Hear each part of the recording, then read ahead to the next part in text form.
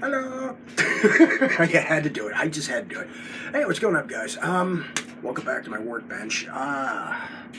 It's been a couple of weeks. I really, in case it, well, not this one. Yeah, actually, yeah, this one right here. Let's just say I ran into something, literally. Anyway, work's been pretty crazy, of course, and it's summertime, so I'm not on this as much. Also, as you already know, got a son. Birthday's coming up. Actually, his birthday's coming up next month, so working on the yard and stuff. Almost done. All I gotta do is just put a couple patio blocks down, about 300, for the driveway, and that should be the end of that. Well, then fix the patio and get some hand railing up. Me and my wife are doing that and got some help too. Anyway, so what's been going on for the past couple weeks? Well, first thing I did, I shelved the F4 fan kit I was working on.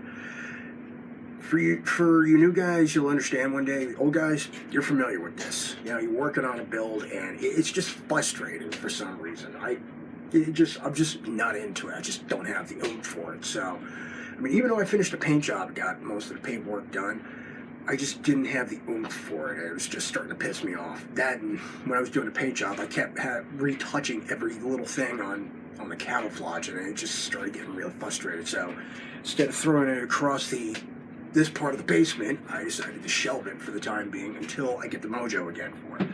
In the meantime, I started working on another prop job since I still got that urge to deal with spinners and propellers and stuff. So I started working on Tamiya's 1/48 scale P-47 Thunderbolt. This is one of my favorite aircraft. This is the only second time I've built a P-47 kit. First time I ever built one was the old Johan in 1/72nd scale, which was a really nice kit, even despite its age. It's actually better than some of the kits out there. And this is the second one I've built, and I'm still trying to figure out why, because it's one of my favorite aircraft, of course, from World War II. Another one being the P-38, but that's on the Air Force side. The Navy side, it's a Hellcat and a Corsair. That's a no-brainer. And I got this kit from a friend, who I consider a friend, in a trade. He wanted a West German F4F Phantom. I wanted a P-47. Interest was mutual. We traded. I'm finally working on it after about 2 years of sitting on the shelf. Finally got it going, and I'm glad that I did, because even though the P-47 has been respectably molded and kit form in 1/48 scale and 1/72nd and the other ones, the best one so far has got to be the Tamiya kit. And I almost picked up the Ari kit. I've heard good things about it, but I've also heard bad things. It's your typical Ari kit. Monogram has one. Hasegawa released P-47 kit in 1/48 scale, both the bubble top and Razorback, which is actually it's a pretty nice kit. Although I heard it had its issues, but that's no big deal because it's Hasegawa.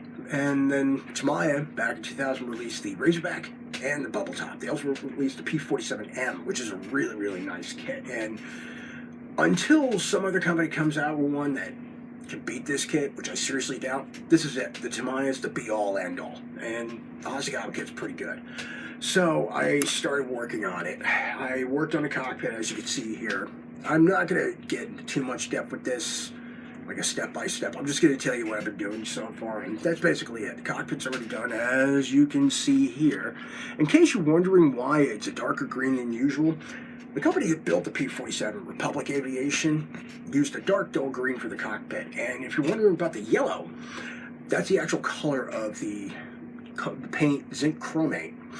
Usually during World War II, it's green zinc chromate. It's really not the case. And zinc chromate really isn't a paint. It's actually a chemical compound that is an anti-corrosion. In powder form, it's yellow. And of course, we already know, very toxic, very carcinogenic. But it's a great anti-corrosion for aluminum and steel. So that's why they used it a lot during World War II. I forgot who started it. I think it was Ford during the motor company during the 20s. I'm not sure. You want to know more about it? Google it. I can't. Or whatever company does that. As you can tell, though, with the Tamiya kit. Now, in case you're wondering, these are actually the braces that'll hold the wings in place, firmly in place. And also, they provide for the wheel wells. which I'll probably show you in the next video. This is where really I'm just taking my time, even though it's a great kit and I really enjoy it, and I just don't have the time, and I'm really taking my time with it because this is foreign territory for me for the first time. Fortunately, I got this book here helping me along. There's a lot of things I learned about the P-47 in this book. I always thought it was just 1 or 2 at the most. No, there's quite a few variants. Started off, and an interesting bit of note about the P-47 is that it didn't start off this size. It was actually considered a small interceptor with an inline engine. Well, that didn't quite pan out when the design, they had to go back to the drawing board because the requirements changed. So this is the result right here. I'll probably explain a bit more about the P-47 as I go. This is going to be a relatively short video because I just got a lot going on, and whatever time I do have is rather limited. But I figured I'd give you an idea what's going on. I mean, I know only two, maybe 4 of you watch this. 1 of you maybe care.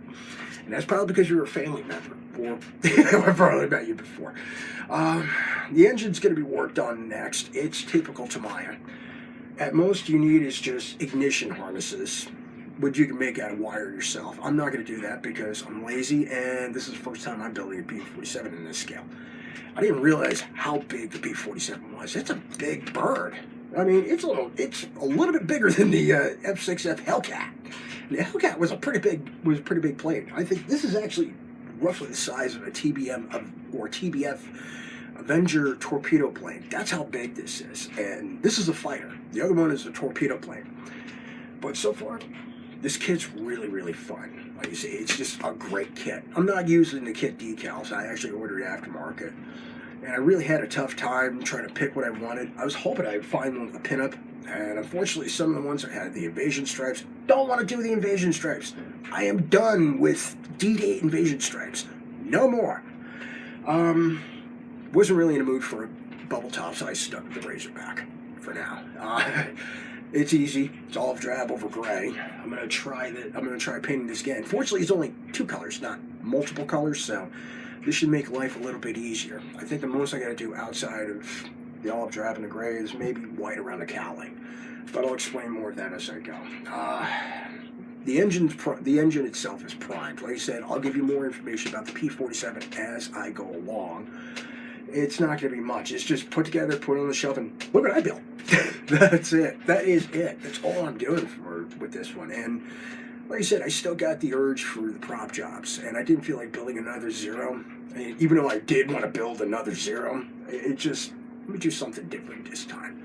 And I still don't have a bookshelf, so I can only go with something unusual. And hopefully I find a big enough bookshelf that I can put together, or find one at a garage sale and bring it into the basement.